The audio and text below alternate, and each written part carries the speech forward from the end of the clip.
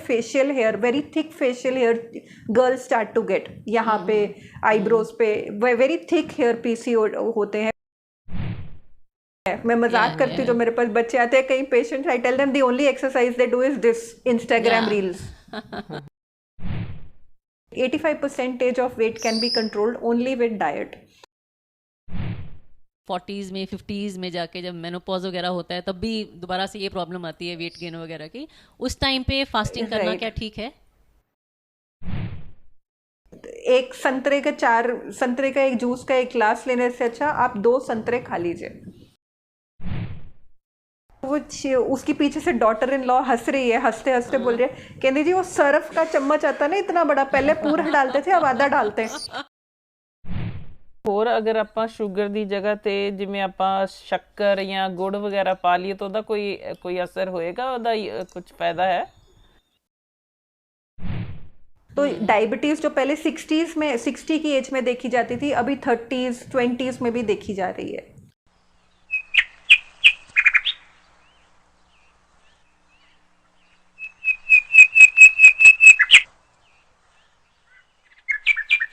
ਸਤਿ ਸ਼੍ਰੀ ਅਕਾਲ ਜੀ। 3 ਕੁ ਮਹੀਨੇ ਪਹਿਲਾਂ ਅਸੀਂ ਮਿੱਠੀ ਜੇਲ ਪੋਡਕਾਸਟ 'ਤੇ ਡਾਕਟਰ ਦੀਪਤੀ ਅਰੋੜਾ ਜੀ ਦੇ ਨਾਲ ਗੱਲਬਾਤ ਸ਼ੇਅਰ ਕੀਤੀ ਸੀਗੀ। ਉਹ ਐਪੀਸੋਡ ਅਸੀਂ 3 ਪਾਰਟਸ ਦੇ ਵਿੱਚ ਸ਼ੇਅਰ ਕੀਤਾ ਸੀਗਾ ਦਰਸ਼ਕਾਂ ਦੇ ਨਾਲ, ਅਤੇ ਉਹ ਬਹੁਤ ਐਪਰੀਸ਼ੀਏਟ ਹੋਇਆ ਸੀ। ਉਹਨਾਂ ਨੇ ਬਹੁਤ ਵਧੀਆ ਗੱਲਾਂ ਦੱਸੀਆਂ ਸੀਗੀਆਂ ਹੈਲਥ ਨੂੰ ਲੈ ਕੇ, ਆਪਣੀਆਂ ਖਾਣ ਪੀਣ ਦੀਆਂ ਆਦਤਾਂ ਨੂੰ ਲੈ ਕੇ, ਅਤੇ ਸਪੈਸੀਫਿਕਲੀ ਡਾਇਬਟੀਜ਼ ਨੂੰ ਲੈ ਕੇ।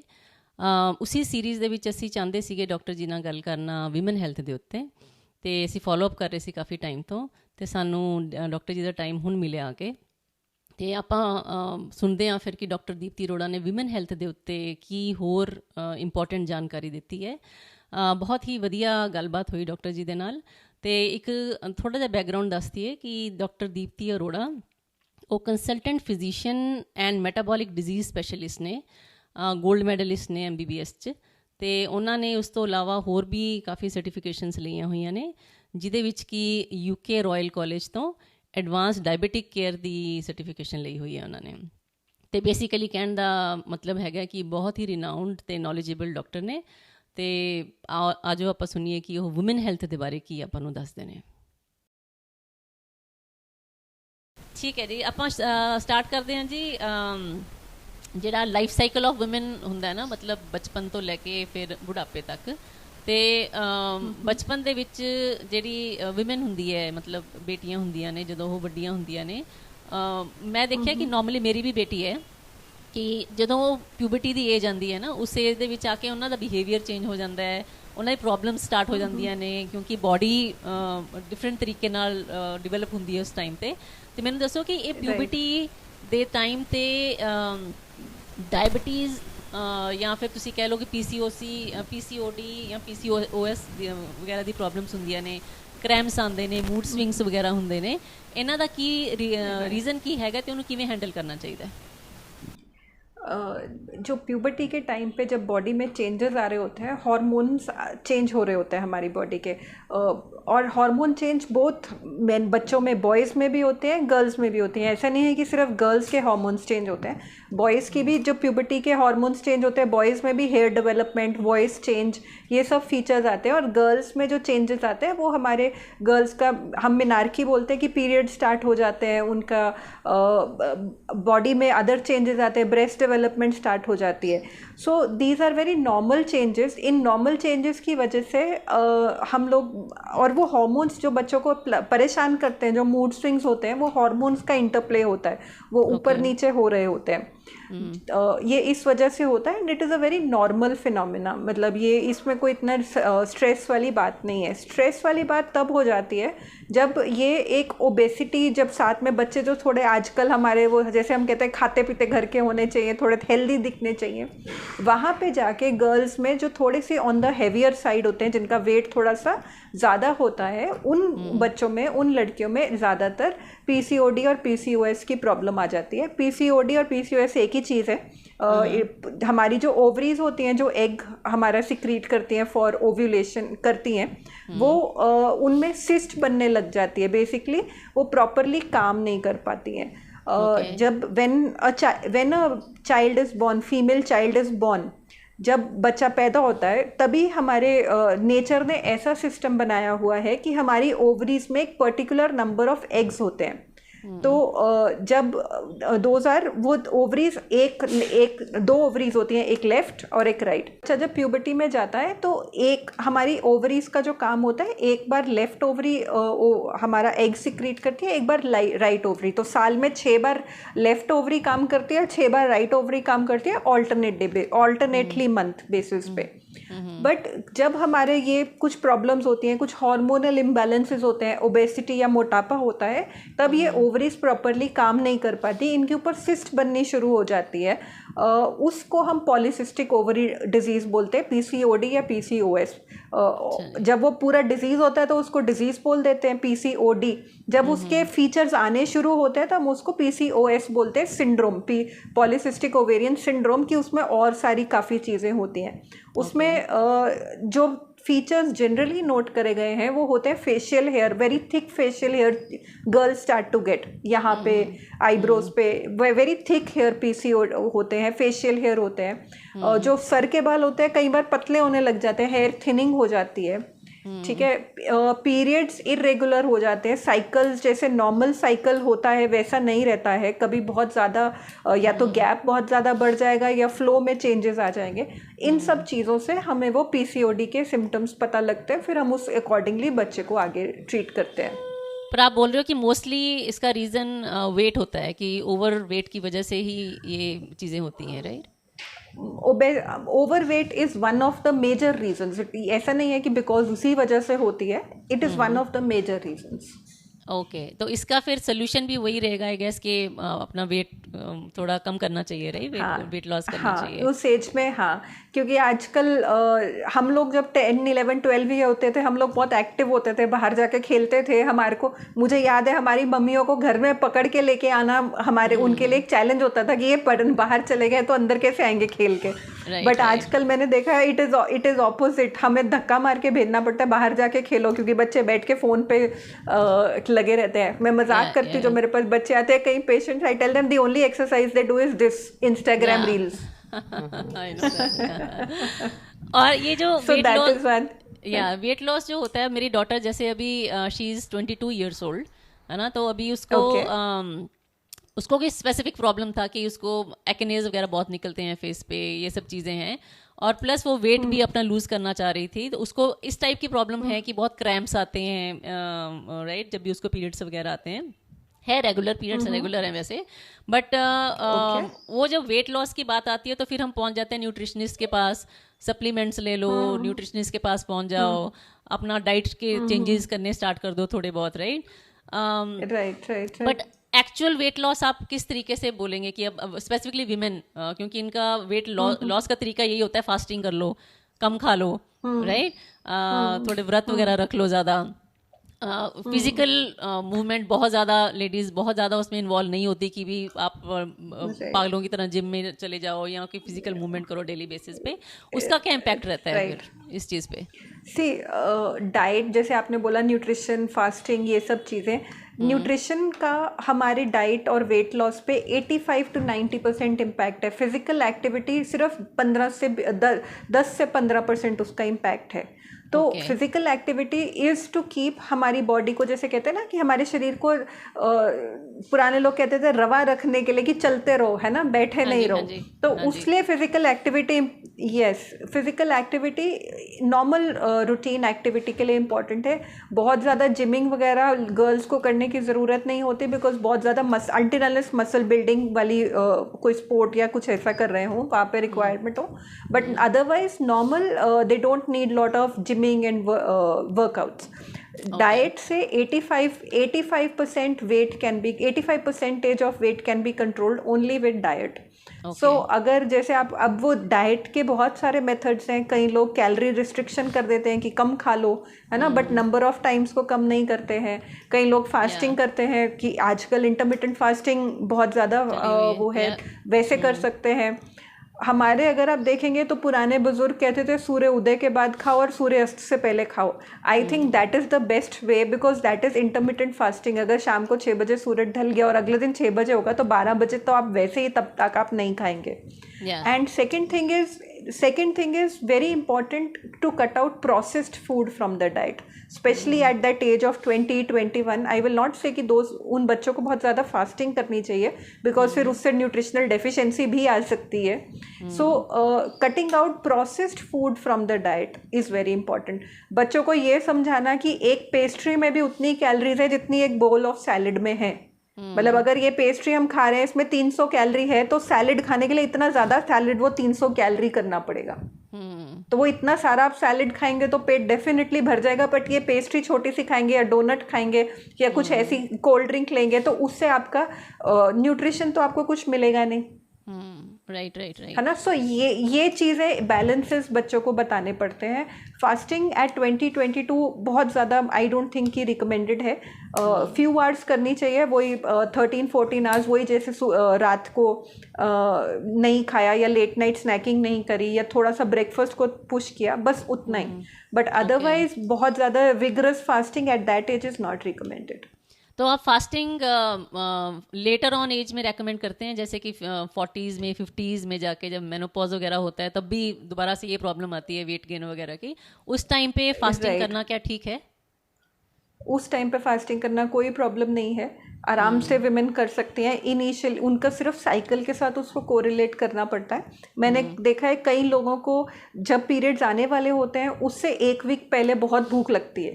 जनरली 80% लोगों में वही होता है कि बिफोर दैट क्रेविंग होती है कि ये खाना, बिकॉज हार्मोनल अगेन ऊपर नीचे हो रहे होते हैं. तो उस टाइम को वो 1 वीक को आप छोड़ दीजिए, बाकी 3 वीक्स फास्टिंग करिए. तो that is I think a good resolution. But वो 1 वीक में भी बहुत ज़्यादा हमको गलत और वो नहीं खाना है कि हम बहुत ज़्यादा गलत फूड्स खा रहे हैं.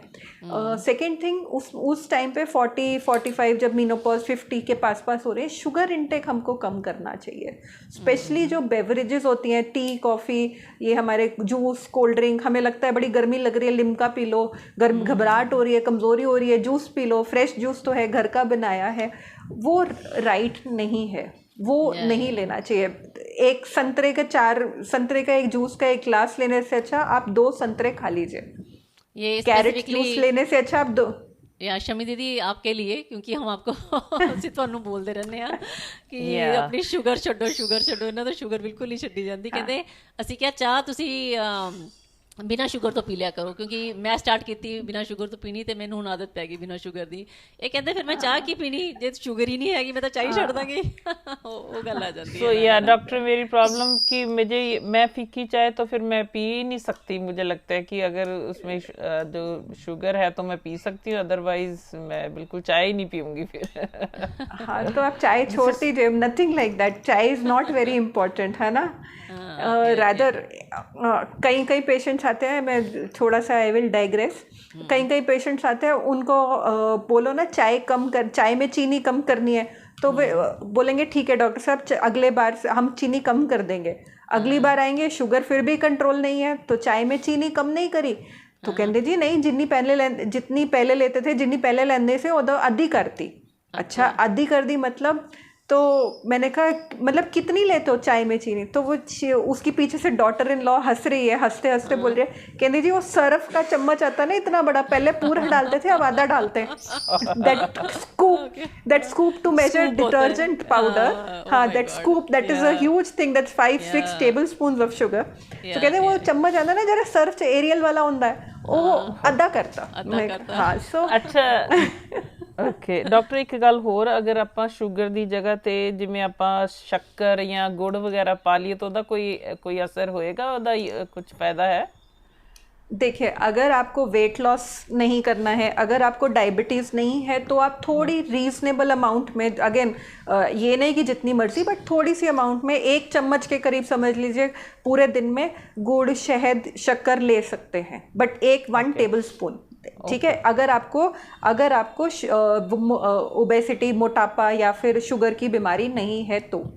अगर है तो फिर आई वुड से कि बिल्कुल मत लीजिए. नहीं, मुझे अभी डॉक्टर ने बोला था कि यू आर प्री डायबिटिक, तो अभी मुझे क्या करना चाहिए, जैसे कि मैं प्री डायबिटिक में आपको नहीं लेना चाहिए. बिल्कुल नहीं लेना चाहिए. ओके। बिकॉज जब तक आप बंद नहीं करेंगे आपका वेट लॉस नहीं होगा, जब तक वेट लॉस नहीं होगा आपका प्री डायबिटीज़ आप रिवर्स टू नॉर्मल स्टेज नहीं कर सकते हो। जितना प्री डायबिटीज़ लंबा खींचेगा उतना हमारे जो पैनक्रियास के सेल्स होते हैं इंसुलिन सिक्रीट करते हैं, उतने वो सेल ज़्यादा डैमेज होंगे। तो it is better pre diabetes जितनी जल्दी कंट्रोल हो सके उतना अच्छा है। एंड एक और आपको फैक्ट बताती हूँ, प्री डायबिटीज़ होने में ऐसा नहीं होता कि पिछले साल मुझे शुगर नहीं थी इस साल प्री डायबिटीज़ हो गई, ऐसा नहीं होता। बॉडी हमारी, भगवान ने जो शरीर दिया है ना, ये बड़ी इंटेलिजेंट सिस्टम दिया है। इसको नॉर्मल से प्री डायबिटीज़ में जाने में ऑन एन एवरेज 5 से 18 साल लगते हैं। किसी को 5 साल में हो जाएगी, किसी को 18। सो अगर आपको आज प्री डायबिटीज़ है, हो सकता है आपकी बॉडी पिछले 5, 6, 7, 8 सालों से, काफ़ी लंबे अरसे से इसको करेक्ट करने की कोशिश कर रही हो, बट उसको आपकी सपोर्ट नहीं मिली। तो अभी उसकी सपोर्ट करिए ताकि वो हम वापस नॉर्मल फेज में जा सके। और इसको कैसे पता चलेगा आपको कि आप प्री डायबिटिक स्टेज से वापस चले गए हैं? दोबारा से ब्लड टेस्ट वगैरह करवाना पड़ता है इसके लिए कि कुछ सिम्टम्स से भी आप कर सकते हो? ओके। देखिए, प्री डायबिटीज़ के कुछ बेसिक से सिम्टम्स होते हैं। वैसे तो प्री डायबिटीज़ ऐसे लोगों को क्यों इतनी कॉमन है, क्योंकि लोगों को पता ही नहीं होता कि वो प्री डायबिटिक स्टेज में है। बट कुछ सिम्टम्स होते हैं, जैसे कई लोगों को रात को उठ के बाथरूम जाना पड़ता है, नींद खुलती है वॉशरूम जाने के लिए। सेकंड होता है डायबिटीज़ का टिपिकल सिम्टम, प्यास बड़ी लगती है, मुंह सूखा सूखा रहता है, ऐसे लगता है कि अभी तो पानी पिया था फिर मुंह सूख रहा है। ठीक है। तीसरा, एक प्री डायबिटीज़ में बड़ा क्लासिकल चीज़ होता है, मीठे की क्रेविंग होती है। पेशेंट्स आके बोलते हैं मेरे को तो मीठा पसंद नहीं था, अब तो मेरा दिल करता है मैं पूरा मिठाई का डब्बा खा लूँ। So that is another symptom कि पहले मेरे को मीठा अच्छा नहीं लगता था, बट अब मुझे लगता है कि नहीं, सामने पड़ा तो मेरे से रुका नहीं जाता। तो ये भी एक, जैसे प्रेगनेंसी एक हार्मोनल चेंज होता है, प्रेगनेंसी में क्रेविंग्स होती है, हमारा दिल करता है कि हम ये खाएं, या किसी को अचार खाना है, किसी को कुछ खाना है। ये भी क्योंकि हार्मोन्स चेंज हो रहे होते हैं प्री डायबिटीज़ में, तो मीठे की क्रेविंग होती है। So this is also a very classical sign. Another thing which I have noticed is कि अगर आप मान लीजिए 2 बजे लंच करते हैं, सपोज आपका फिक्स टाइम है कि मैंने 2 बजे लंच करना है, अगर किसी दिन थोड़ा लेट हो जाए तो भूख बहुत ज़्यादा लगती है। That is also class sign of pre diabetes कि अरे आज लंच लेट हो गया, तो नॉर्मल नहीं लगता, इट इज़ लाइक कि मेरे को खाना दे दो नहीं तो मैं गिर जाऊंगी। राइट। और ये सिम्टम्स अगर यंग एज में हो, अब जैसे आपने बोला ना कि एकदम से भूख लगना और शुगर की क्रेविंग होना, अगेन मेरी डॉटर में ये चीज़ होती है एंड शी इज़ 22, राइट? तो क्या मुझे उसका कोई प्री डायबिटिक होने का चेकअप वगैरह करवाना चाहिए? मतलब ये पॉसिबिलिटी उस एज में भी है कि ये नॉर्मली मिडिल एज में या आफ्टरवर्ड्स होती है? नहीं, आजकल पहले डायबिटीज़ का जो था ना वो 60 के बाद जनरली आती थी।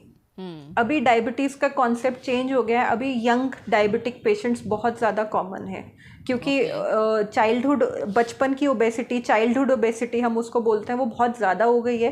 तो डायबिटीज़ जो पहले 60 की एज में देखी जाती थी, अभी 30s 20s में भी देखी जा रही है। तो अगर सिम्टम्स आ रहे हैं तो चेक कराने में कोई नुकसान नहीं है, मुझे लगता है करा लेना चाहिए। राइट। ओके, ठीक है जी।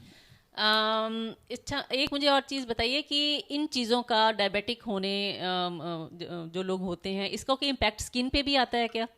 जो स्किन में रैशेज या ये चीज़ें होती हैं, इसका कनेक्टिविटी है इन दोनों में आपस में?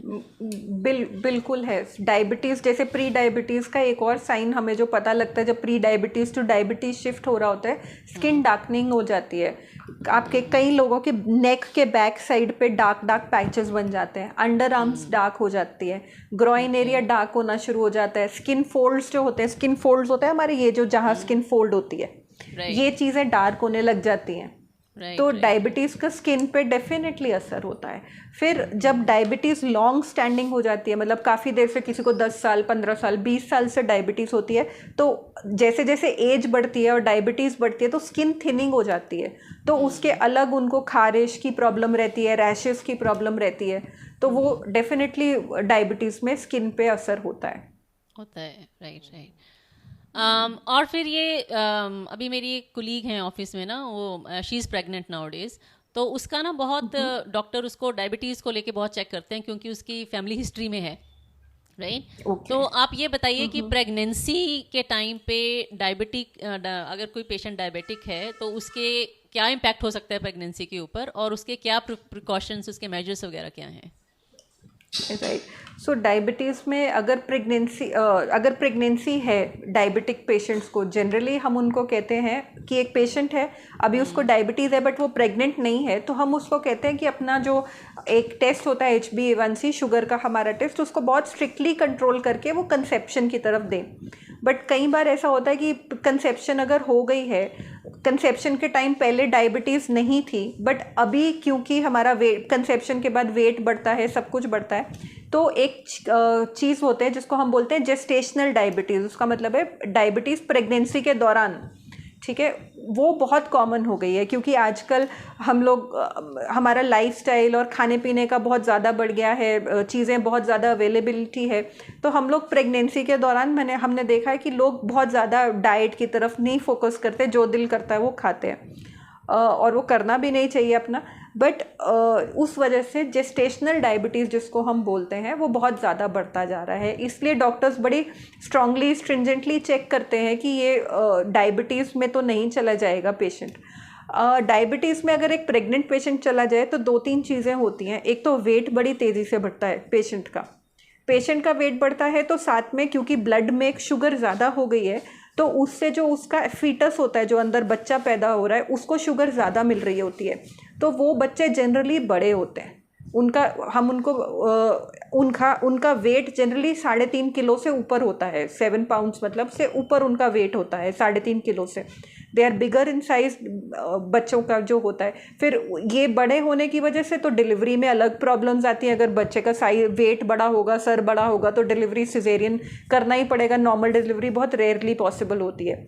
सेकेंड प्रॉब्लम आती है कि अगर डायबिटीज़ हो पेशेंट को ड्यूरिंग प्रेगनेंसी, हम उसको कोई दवाई नहीं दे सकते, उनको इंसुलिन पे ही रहना पड़ेगा। उनको हर बार दिन में 4 बार 5 बार अपनी शुगर चेक करनी पड़ेगी, और या फिर CGM आजकल मॉनिटर्स होते हैं वो लगाना पड़ेगा, और साथ में इंसुलिन ही उसका इलाज है। अभी कोई ऐसी दवाई नहीं है जो हम डायबिटीज़ में दे पाएँ। थर्ड थिंग जो असर होता है वो बच्चे पे होता है, प्रॉपर न्यूट्रिशन। शुगर तो बच्चे को ज़्यादा मिल रही होती है इन यूट्रस, बट उसको बाकी प्रॉपर न्यूट्रिशन नहीं मिलता, तो ऐसे बच्चों का भी बाद में जाके डायबिटिक होने का चांस बहुत ज़्यादा रहता है। फोर्थ थिंग होती है डिलीवरी के बाद, मान लीजिए वो मदर को जिसको जेस्टेशनल डायबिटीज़ थी, डिलीवरी के बाद अगर उसकी शुगर नॉर्मल भी आ जाती है तो भी 5 से 7 साल में उनको हम कहते हैं कि शुगर चेक करते रहिए, क्योंकि 5 से 7 साल के अंदर उनको डायबिटीज़ होने का बहुत ज़्यादा चांस होता है। एक नॉर्मल पेशेंट हो जिसको जेस्टेशनल डायबिटीज़ ना हो ड्यूरिंग प्रेगनेंसी, और एक पेशेंट हो जिसको जेस्टेशनल डायबिटीज़ हो, तो उस टाइम उनका बाद में 5 to 7 ईयर्स के बाद जो डायबिटीज़ का चांस होता है that increases by almost 50%। Okay. और मैंने ये भी देखा है कि मेरी फैमिली में ही देखा है मैंने कि प्रेगनेंसी के बाद लेडीज़ को काफ़ी प्रॉब्लम स्टार्ट हो जाती हैं, जैसे कि थायराइड हो जाता है। वो बोलते हैं कि वो प्रेगनेंसी के टाइम पे स्टार्ट हो गया था मुझे, उसके बाद से ये प्रॉब्लम हो रहा है मेरे को कंटिन्यूसली। तो क्या वो प्रेगनेंसी की वजह से होता है कि या डायबिटिक होने का कोई लिंक थायराइड के साथ भी होता है? नहीं, डायबिटीज़ का थायराइड के साथ उस टाइम पे कोई लिंक नहीं होता। नॉर्मल पेशेंट्स में विदाउट प्रेगनेंसी अगर हम बात करें तो बिकॉज बोथ डायबिटीज़ और थायराइड जो है दोनों हार्मोनल प्रॉब्लम्स हैं। नॉर्मल एक इंसान में देयर आर 50% चांसेस कि दोनों चीज़ें होंगी, डायबिटीज़ भी होगी और थायराइड भी होगा। बट प्रेगनेंसी में थायराइड होने से डायबिटीज़ कम होता है। थायराइड क्यों होता है प्रेगनेंसी में? उसका कारण यह है कि बॉडी की रिक्वायरमेंट बढ़ जाती है। तो जो हमारा थायराइड ग्लैंड है वो, क्योंकि एक अंदर प्रेगनेंसी एक फीटस भी ग्रो कर रहा है, तो बॉडी की हर चीज़ की रिक्वायरमेंट बढ़ जाती है। तो कई बार जो थायराइड हमारा ग्लैंड होता है वो सपोर्ट नहीं कर पाता to the requirements which are going up. तो इस वजह से थायराइड का भी चेक करते हैं कि अगर ज़रूरत हो तो सप्लीमेंट भी करते हैं। और अगर बाई चांस किसी को थायराइड हो और वो सप्लीमेंट ना करें, उससे बच्चे में मेंटल स्लोनेस आने के चांसेस होते हैं। आफ्टर बर्थ बच्चे, जो मदर को कुछ नहीं होगा बट बच्चे में मेंटल स्लोनेस आ जाती है। ओके। और तो जो इसलिए हम ये दोनों चीज़ें और जो वुमेन जिनको थायराइड हो जाता है, लेट्स से कि प्रेगनेंसी के बाद ही हुआ, चलो इसी इम्बैलेंस की वजह से, क्या ये एक लाइफ टाइम मेडिकेशन के ऊपर चले जाती है वो वुमेन के, उसमें इसका रिवर्सल पॉसिबल है कि नहीं है थायराइड का? मोस्टली वो लाइफस्टाइल के लिए ही, वो लाइफ टाइम के लिए ही होती है। उसमें रिवर्सल बहुत रेयरली होता है, कई कई लोगों में हो जाता है, विल नॉट से कि नहीं होता, बट थोड़ा सा रेयर होता है। थायराइड को I like to tell my patients कि इसको बीमारी मत समझो।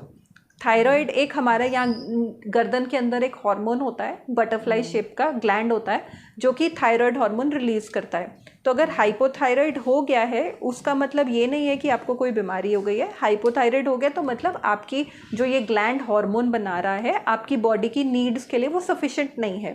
सो सिंपल तरीके से अगर हमने खाना बनाया है और उसमें नमक कम रह गया है तो हम ऊपर से नमक डाल लेते हैं ना सब्जी में, उसी तरीके से अगर बॉडी थायराइड हार्मोन बना रही है बट वो सफिशिएंट नहीं है, इसलिए हम उसको ऊपर से सप्लीमेंट करते हैं। उतना ही है, थायराइड कोई बीमारी नहीं है, इट इज़ जस्ट कि आपकी बॉडी आपकी नीड्स के हिसाब से सफिशिएंटली बना नहीं रही है। हमने ऊपर से जैसे नमक कम रह गया तो नमक डाल दिया, तो थायराइड कम रह गया तो थायराइड का गोली दे दी। और छोटी सी गोली होती है, खाने में कोई नुकसान नहीं होता। और इसकी वजह से वेट गेन और फ्लक्चुएशन बहुत होता है वेट में, मैंने देखा है। मोस्टली वीमेन को पूछो कि आपका वेट बढ़ गया है बहुत ज़्यादा, या अचानक से कुछ महीने के बाद वो पतले नजर आएंगे, फिर दोबारा से तो उनका वेट गेन हो जाएगा, तो बोलते हैं कि मेरा थायराइड का प्रॉब्लम है इसलिए मेरे को फ्लक्चुएशन बहुत होता है वेट में, राइट? तो वो कनेक्टेड है आपस में, राइट? हाँ, वो कनेक्टेड है आपस में, तो होता है। तो उसके लिए चेक कराते रहेंगे, दवाई टाइम से लेंगे। एक और चीज़ मैं बताना चाहूँगी, थायराइड की दवाई जो लेनी होती है वो सुबह उठ के जैसे बेड साइड पर रख लीजिए, थोड़े से, बिल्कुल थोड़े से, छोटी सी गोली होती है, थोड़े से पानी के साथ थायराइड की गोली लेंगे, आधा घंटा कुछ खाएंगे पिएंगे नहीं, उससे थायराइड की मेडिसिन की अब्जॉर्प्शन बेटर होती है।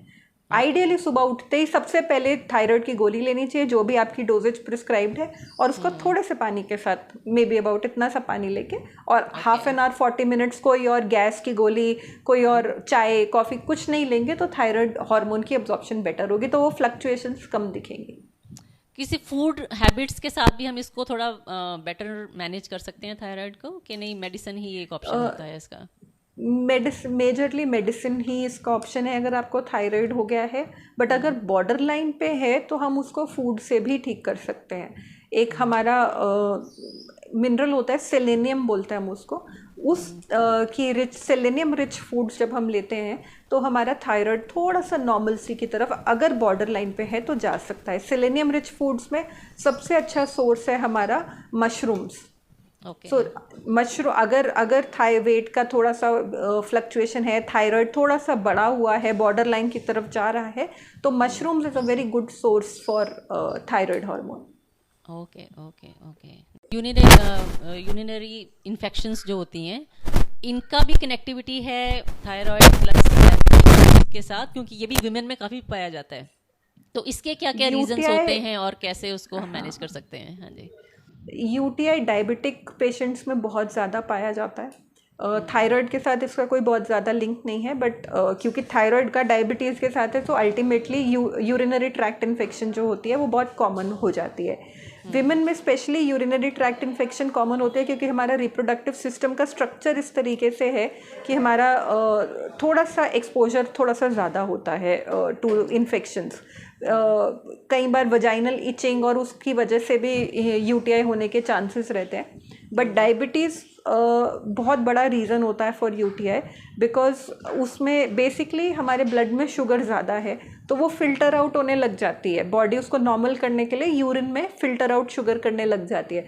जब वो यूरिन में शुगर आ जाती है तो ऑर्गेनिजम्स को ग्रो, जो बैक्टीरिया हैं उनको ग्रो करने के लिए शुगर मिल जाती है, तो वो पार्टी कर रहे होते हैं, अपने ऑर्गेनिजम्स वहाँ पार्टी कर रहे होते हैं और हम लोग परेशान होते हैं यूटीआई की वजह से।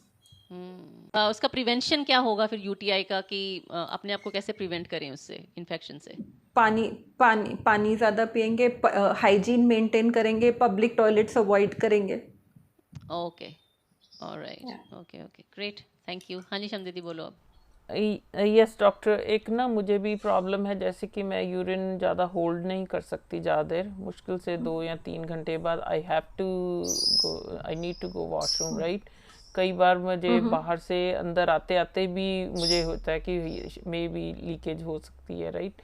ये किस वजह से होता है? या जैसे मेरी 3 डिलीवरीज हुई हैं, 2 सिजेरियन, मैं कई बार सोचती हूँ कि मे बी उस वजह से या मेरी कोई और रीज़न हो सकता है, क्योंकि डॉक्टर्स को भी कुछ नहीं पता लगा कि व्हाई दिस हैपेंस।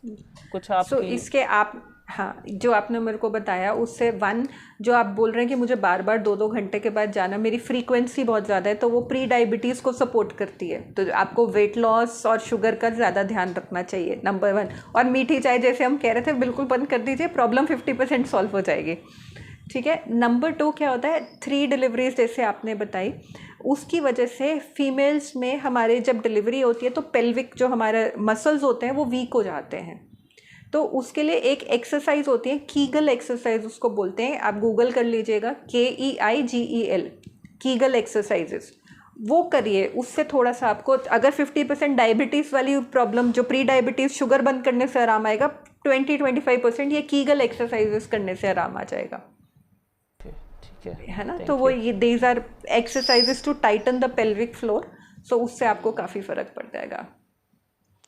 अच्छा, अब हम इन चीज़ों से मूव होके वी डिस्कस्ड प्यूबर्टी डिस्कस किया हमने, फिर हमने डायबिटीज़ को डिस्कस किया, फिर हमने थायराइड को भी डिस्कस किया। अब हम थोड़ा आते हैं BP, ब्लड प्रेशर, राइट, इसके रिलेटेड हार्ट इश्यूज जो होते हैं, हाइपरटेंशन आप कह लीजिए, उसकी तरफ आते हैं। तो जो विमेन, क्या लेडीज़ को एज कंपेयर टू जेंट्स ये प्रॉब्लम्स कम होती हैं? क्योंकि मोस्टली मैंने हार्ट अटैक्स जो सुना है वो जेंट्स में बहुत ज़्यादा होते हैं, प्रेवलेंट होते हैं। राइट। सो ये आपने नोटिस किया है, तो ये बिल्कुल परफेक्ट आपने नोटिस किया है।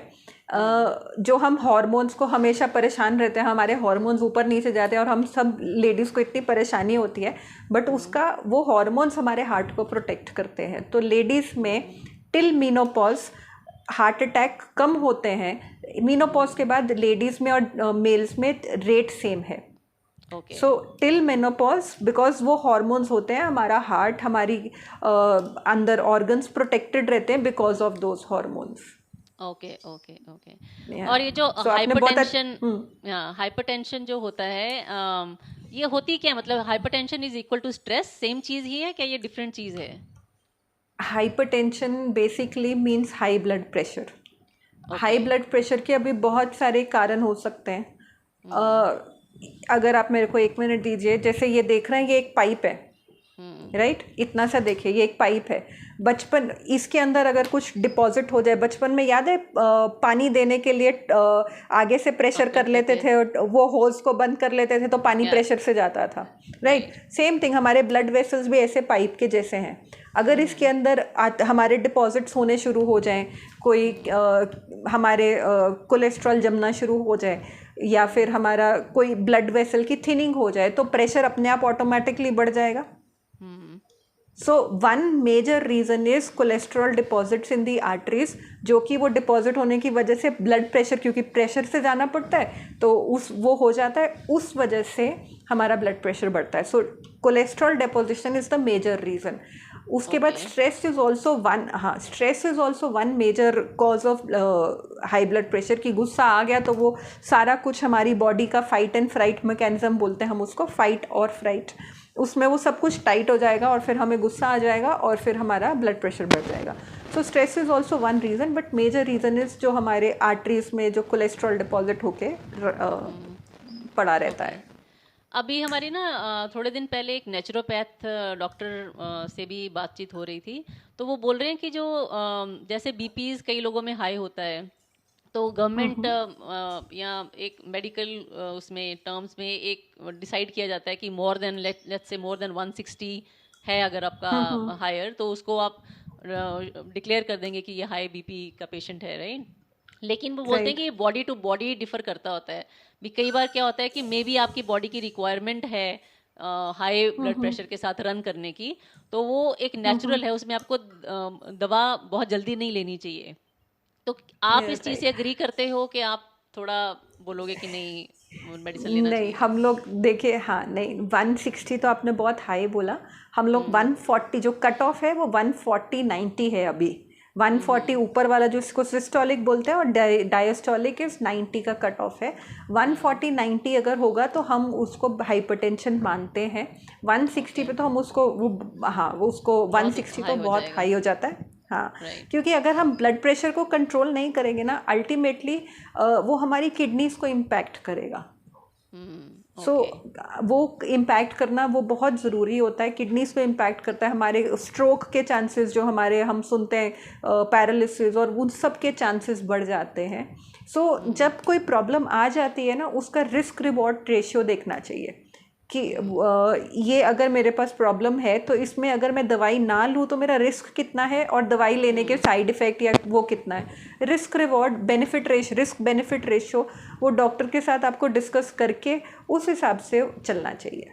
यू शुड नॉट टेक कि मेरा तो 160 भी नॉर्मल है, मेरा तो इतना ही रहता है, तो वो चीज़ को नहीं फॉलो करना चाहिए। अपने डॉक्टर्स के साथ डिस्कस करके और क्या तरीके, ठीक है कई लोग दवाई नहीं लेना चाहते, बट लाइफस्टाइल मेजर से हम अपना वेट कम करके ब्लड प्रेशर कम कर सकते हैं, हम अपनी टेंशन कम करके, मेडिटेशन करके, और भी तरीके हैं। दवाई इज़ नॉट ओनली वन, दवाई is one thing that we know कि हम गोली खाएंगे ठीक हो जाएगा, but other things also in our lifestyle वो हमें इनकॉर्पोरेट करनी चाहिए। मेडिटेशन ने प्रूव किया है कि उससे ब्लड प्रेशर डाउन आ जाता है, सॉल्ट इंटेक घटाएंगे उससे भी ब्लड प्रेशर डाउन आ सकता है, तो ये लाइफस्टाइल, वेट घटाएंगे उससे भी ब्लड प्रेशर डाउन आ सकता है, तो ये लाइफस्टाइल मेजर ज़रूर करने चाहिए।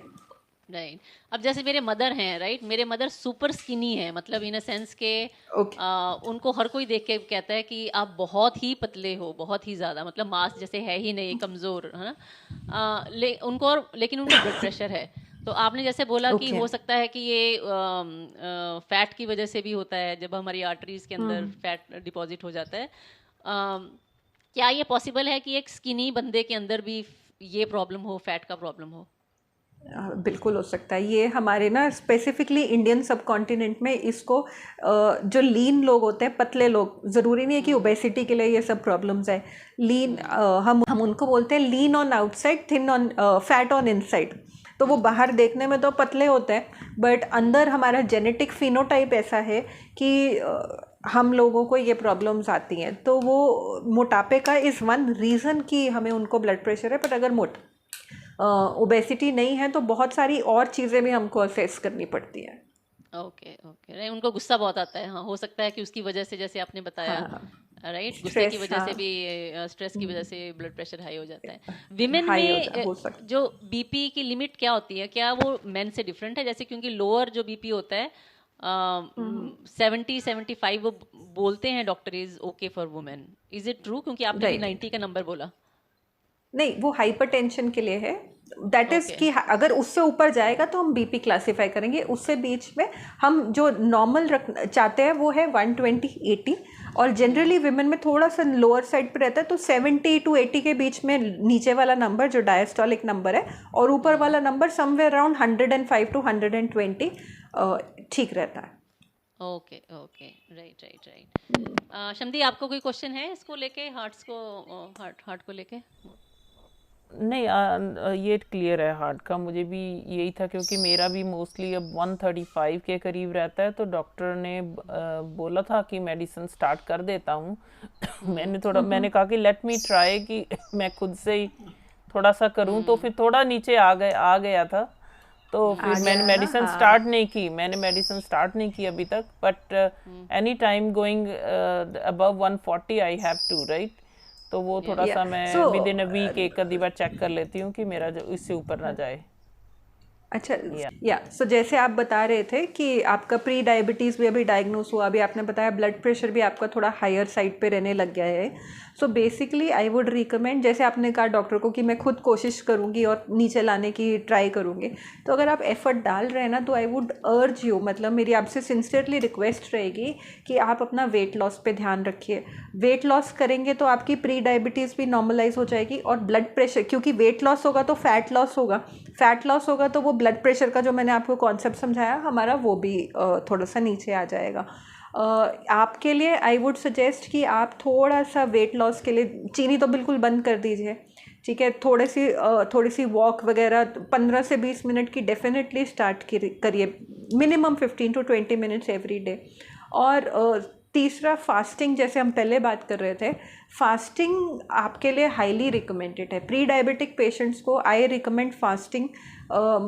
उनसे क्या होता है कि जब आप अपना थोड़ा सा टाइम लिमिट कर लेते हैं कि इस दौरान से लेके इस दौरान तक मैंने नहीं खाना और ये ड्यूरेशन में मैंने खाना है, उससे एक तो आप थोड़ा सा कम खाते हैं।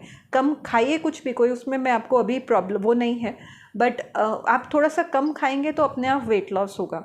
और अगर ज़्यादा वेट लॉस चाहिए तो हम उसको बोलते हैं low carb diet.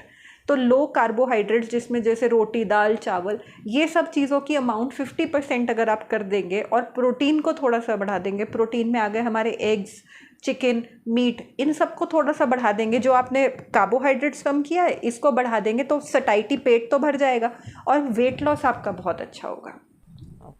Okay, thank you doctor. या मोस्ट वेलकम। डॉक्टर साहब, एक ये फैटी लीवर का जो प्रॉब्लम होता है, अगेन ये मेन में मैंने ज़्यादा सुना है, लेडीज़ में मैंने काफ़ी कम सुना है।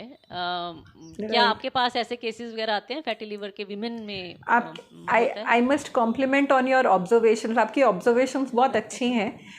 फैटी लिवर मेन में ज़्यादा कॉमन होता है, विमेन में कम होता है। उसका रीज़न है हमारी बॉडी इस तरीके से बनाई गई है, भगवान ने जो हमें बॉडी दी है, हम लोगों में फैटी लिवर इतनी जल्दी नहीं आता। फैटी लिवर बेसिकली क्या चीज़ है, मैं अगर थोड़ी सिंपल उसमें समझाऊं, जब हमारी बॉडी में फ़ैट बढ़ जाता है काफ़ी ज़्यादा तो उसको डिपॉजिट होना है कहीं पे। अभी कोई चीज़ बढ़ जाएगी तो कहीं ना कहीं जाएगी। विमेन में क्या होता है, lower half of the body, हिप्स और थाइज में हमारे पास बहुत स्पेस होता है जहाँ पे हमारा फैट डिपॉजिट हो जाता है। तो generally women are lower body उनकी हैवी होती है क्योंकि उसमें बहुत फैट डिपॉजिशन की स्पेस होती है और गुंजाइश भी है और भगवान ने दे रखी है।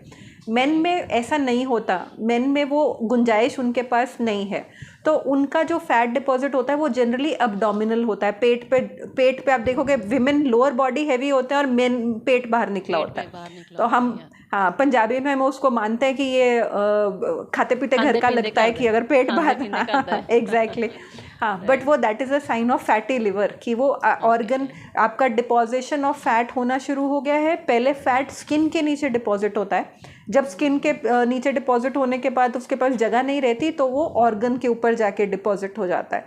अगर लिवर के ऊपर जाके डिपॉजिट हो जाए तो हम उसको फैटी लिवर बोलते हैं। डायबिटीज़ में भी पैनक्रियास के ऊपर जाके डिपॉजिट हो जाता है तो हम उसको फैटी पैनक्रियास बोलते हैं। फैटी पैनक्रियास से डायबिटीज, क्योंकि जब किसी ऑर्गन के ऊपर फैट जम गया, एक लेयर जम गई, तो वो काम कैसे करेगा? तो पैनक्रियास के ऊपर हो जाएगा तो वो डायबिटीज़ कर देगा। फैट लिवर क्योंकि बहुत बड़ा ऑर्गन होता है, इतना बड़ा होता है, उसके ऊपर डिपॉजिट हो, उसके पास जगह ज़्यादा है डिपॉजिट होने की, तो फैट वहाँ जाके डिपॉजिट हो जाता है, तो तो वो फैटी लिवर बन जाता है।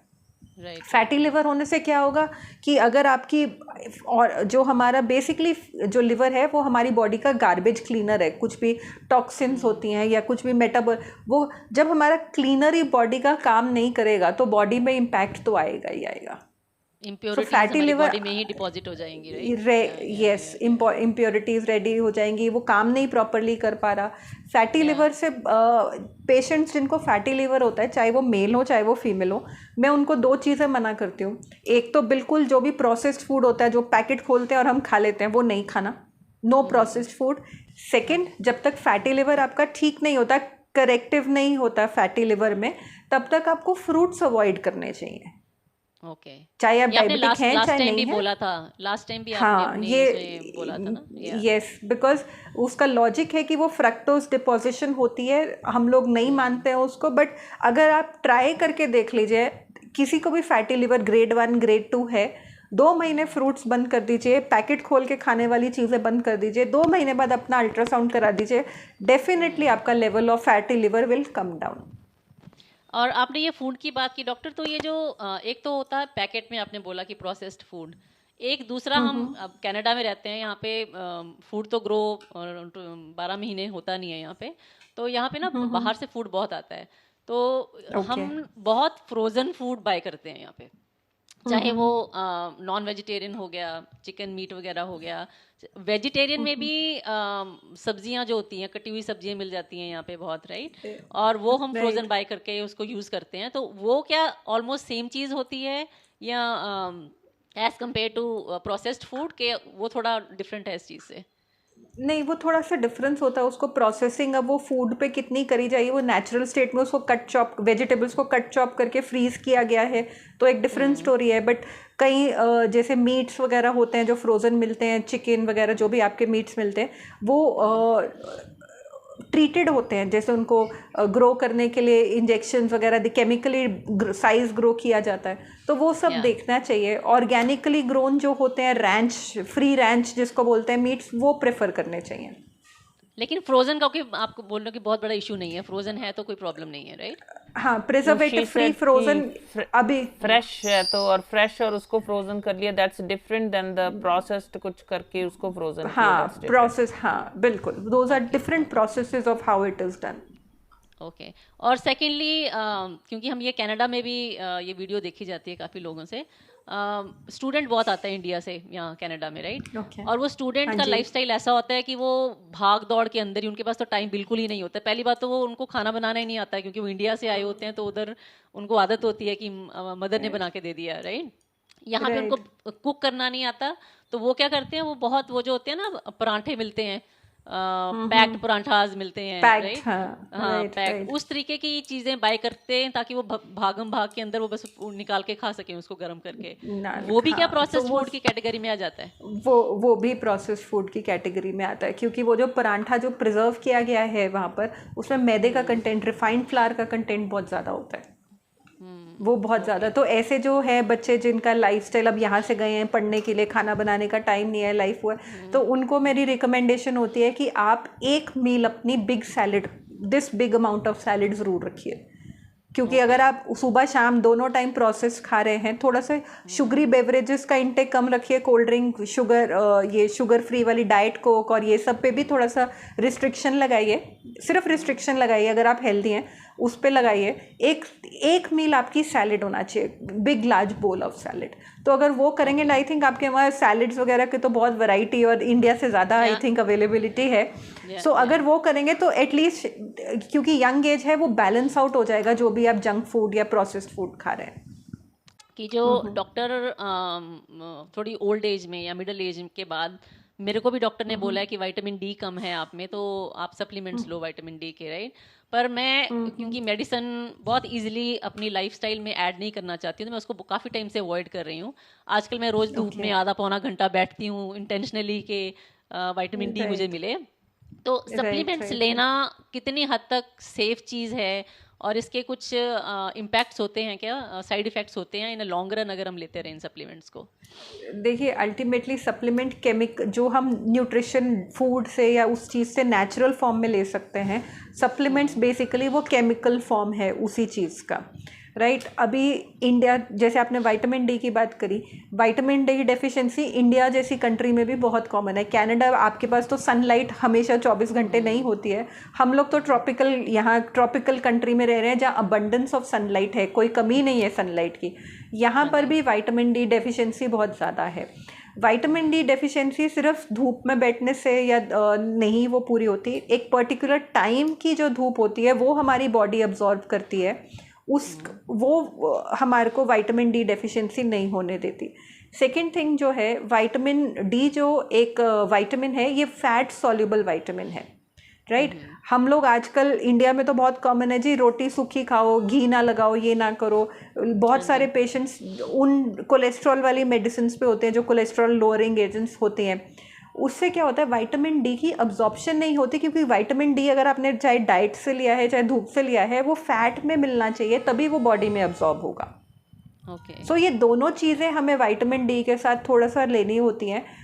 इंडिया में अपने पेशेंट्स को बोलते हैं अगर विटामिन डी डेफिशिएंसी है तो धूप भी लो, अपनी जैसे सनलाइट में भी जाओ, सप्लीमेंट की ज़रूरत होती है वो हम लेवल देख के डिसाइड कर लेते हैं। और मैं हर पेशेंट को बोलती हूँ रोटी चोपड़ी ही खाओ, क्योंकि उसमें आपको देसी घी फैट मिल जाएगा, सो दैट वो विटामिन डी आपका अब्जॉर्ब हो जाएगा। सेम थिंग आपके लिए भी, अगर बहुत ज़्यादा आपका लो लेवल है तो सप्लीमेंट्स लेने में विटामिन डी का कोई नुकसान नहीं है। बट अगर मार्जिनली लो है, जिसको कहते हैं थोड़ा बॉर्डर लाइन पे है, तो धूप बहुत अच्छा एक सोर्स है। साथ में थोड़ा सा देसी घी वाला कॉन्सेप्ट कर लीजिए, और बहुत ज़्यादा नहीं, बिल्कुल चुटकी भर जिसको बोलते हैं, दाल में डाल लीजिए या सब्ज़ी में डाल लीजिए, ऊपर से डाल के खाइए, वो अब्जॉर्प्शन के लिए उसको बेटर एक व्हीकल मिल जाएगा। ओके ओके, भी फूड सोर्सेज होंगे विटामिन डी के, कौन से फूड सोर्सेज? विटामिन डी धूप से ही, हाँ, it is a sunlight. Food के थ्रू नहीं आता है ये, राइट? हाँ, हाँ जी, एक मेरी ना मदर इन लॉ को प्रॉब्लम आ रही है कि जैसे वो लेट खाना नहीं खा सकते, उनको बैठना ही पड़ता है उसके बाद खाना। जैसे हम कोशिश करते हैं कि वो 6-7 बजे खा के फिर वो अगर 10 बजे सो रहे हैं तो 2-3 घंटे का गैप हो, अदरवाइज उन्हें जिनका लेटने से खाना बाहर आ सकता है और वो अपनी दूसरी विंड पाइप में भी जा सकता है, तो प्रॉब्लम हो सकती है। वो old age, she is 86 now. तो ये कि उनको ऐसे ही राइट करना पड़ेगा मेरा, मतलब कि कोई पर्टिकुलर क्वेश्चन तो नहीं है, मतलब कि हाँ, नहीं, ये परफेक्ट, ये बिल्कुल ठीक अप्रोच है। खाना खाने से 3 से 3.5 घंटे पहले, सोने से 3 से 3.5 घंटे पहले हमको खाना खा लेना चाहिए। ये बिल्कुल ठीक अप्रोच है। जो आप बोलते हैं कि वो रीगर्ज करके एस्पिरेट कर लेंगे, जो आप बोल रहे हैं कि विंड पाइप में चला जाएगा, वो एल्डरली एज ग्रुप में 80+, 85+ में बहुत कॉमन है। तो स्पेशली वो एज ग्रुप को जिनको 75 से ऊपर खाना एटलीस्ट 3-3.5 घंटे पहले खा लेना चाहिए सोने से। और खाना खाते एकदम लेटना भी नहीं चाहिए। कई बार लोग होते हैं कि खाना खाया 2 मिनट पै जाऊं, वो नहीं करना चाहिए। So you should be sitting after eating food, ताकि वो ग्रेविटी से नीचे जाए। आप लेट जाएंगे तो वो ग्रेविटी से ऊपर की तरफ आने की कोशिश करें। अच्छा, एक क्वेश्चन और डॉक्टर दीप्ति, कि आप बताइए कि अगर हमें टेस्ट करवाने हो, अपना ब्लड टेस्ट करवाना हो, तो क्या क्या हमें पैरामीटर्स टेस्ट करवाने चाहिए ब्लड टेस्ट में? जो बेसिकली जब आप ब्लड टेस्ट किसी भी डॉक्टर के पास जाएंगे, वो प्रॉब्लम के अकॉर्डिंगली बताते हैं कि ब्लड टेस्ट हमको क्या चाहिए। बट अगर हमने अपने ओबेसिटी और जो हमने हाइपरटेंशन और ये प्री डायबिटीज़ की बात करी, इसके लिए कुछ बेसिक टेस्ट हैं जो मैं रिकमेंड करूँगी। एक होता है हमारा फास्टिंग ब्लड शुगर, एक होता है फास्टिंग ब्लड इंसुलिन। एक ब्लड शुगर और ब्लड इंसुलिन, ये दोनों टेस्ट होते हैं। तीसरा टेस्ट होता है जो जैसे 3 महीने की हमारी एवरेज शुगर पता लगती है, उसको बोलते हैं ग्लाइकोसाइलेटेड हीमोग्लोबिन या HbA1c। तो बहुत कनाडा में I think it is called A1c, यहाँ पे उसको HbA1c बोलते हैं। सो फास्टिंग, एक लिपिड प्रोफाइल हमारा कोलेस्ट्रॉल की क्या लेवल है हमें तभी पता लगेगा, और एक किडनी फंक्शन टेस्ट की, क्योंकि ये सारे जो क्रॉनिक डिजीजेज हैं ये किडनी पे इफेक्ट करते हैं, तो kidney function test. So fasting sugar, fasting insulin, HbA1c, lipid profile and kidney function test. अगर किसी को थायराइड की तकलीफ पहले हुई थी या वेट गेन बहुत ज़्यादा हो रहा है, तो एक थायराइड का टेस्ट भी करा लेंगे तो अच्छा रहेगा। Okay, right. यहाँ भी कनाडा में भी क्या होता है ना कि हमारे कुछ सालों के बाद हमें ब्लड टेस्ट करवाना होता है। नो, एवरी 6 मंथ दे रिकमेंड। हाँ, after certain age, no, after 50 years. No, it is after the symptoms come. Like if there is somebody who does not have symptoms, तो उनको फिर 1 year annual कराते हैं. Like Shami दीदी has some symptoms coming, तो वो 6 months बाद repeat कराते हैं. The duration, the duration is dependent upon the symptoms. और हम अपने यहाँ पे डॉक्टर्स को भी, जो हमारे फैमिली डॉक्टर्स होते हैं यहाँ पे ना, उनको हम कई बार रिक्वेस्ट भी कर देते हैं कि सर आप मेरा लिपिड टेस्ट भी ऐड कर दो बीच में, राइट? तो वो कर देते हैं, ऐसा बहुत ज़्यादा नखरा नहीं करते हैं, वो कर देते हैं। तो आप यहाँ पे भी कनाडा, अमेरिका में भी ये चीज़ें करवा सकते हो। अगर आपका डॉक्टर आपको अलाउ नहीं करता या फिर आप साल में मल्टीपल टाइम्स करवाना चाहते हो, तो यहाँ पेमेंट देके भी करवा सकते हैं हम, डायरेक्टली लेबोरेटरी से हम करवा सकते हैं, लेकिन उसकी पेमेंट होती है। मतलब तो वहाँ पेमेंट करने से अच्छा इंडिया घूमने आ जाओ, टेस्ट भी करा लो बिना कोई और सबसे मिलके भी चले जाओ। मेडिकल टूरिज्म बहुत प्रेवलेंट है आजकल इंडिया में, राइट? इवन कनाडा का जो मेडिकल सिस्टम है, it's on verge of collapse, आप कह लो कि यहाँ पे अगर आपको कोई मेजर प्रॉब्लम है तो आपको जो डेट्स हैं चेकअप की, वही आपसे 6-7 महीने के बाद मिलती हैं। राइट। तो लोग क्या करते हैं, फिर वो मोस्टली इंडिया चले जाते हैं। इंडिया में जाके फिर वो अपना सारा चेकअप, डायग्नोस्टिक वगैरह करवा के आते हैं। सो या इंडिया के अंदर it's a rising medical tourism is rising world. And अभी आप इंडिया में देखोगे तो बड़े बड़े हॉस्पिटल्स, कॉर्पोरेट हॉस्पिटल्स बहुत ज़्यादा हो गए हैं because of medical tourism only. हम लोग भी जैसे अपने क्लिनिक में बैठे हैं तो हम लोग भी US कनाडा से पेशेंट्स ऑनलाइन कंसल्ट जूम पे कर लेते हैं। तो I know lot of things are changing अभी। तो अगर कनाडा अमेरिका से आपको कंसल्ट करना हो किसी को तो उसका क्या क्राइटेरिया है?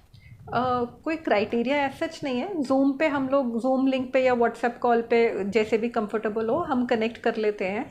बहुत सारी चीज़ें as on this thing without physical examination of patient नहीं पॉसिबल होती हैं, बट किसी के क्वेश्चंस हो, काउंसलिंग हो, शुगर वगैरह कंट्रोल करनी हो तो वो मेडिसिन वहाँ पे उनके जो आपके वहाँ डॉक्टर होते हैं उनके साथ, एंडोक्रिनोलॉजिस्ट या जो भी डॉक्टर जिनको दिखा रहे हैं या जनरल फिजिशियन, और उसके साथ हम साथ में थोड़ा सा वर्क करके कि जैसे आपको शमीदी डॉक्टर ने बोल दिया वेट कम करने के लिए, अभी उन्होंने तो बोल के आपको भेज दिया, आप कैसे करेंगे? तो वो कंसल्टेशन फिर हम कर लेते हैं बैक एंड पे, और उससे फिर थोड़ा सा जैसे आपके पैरामीटर्स नॉर्मल आ जाते हैं तो then you go back to your doctor, जो वो दवाई वगैरह करते हैं फिर हम उस हिसाब से चेंजेस अपने उसमें कर लेते हैं।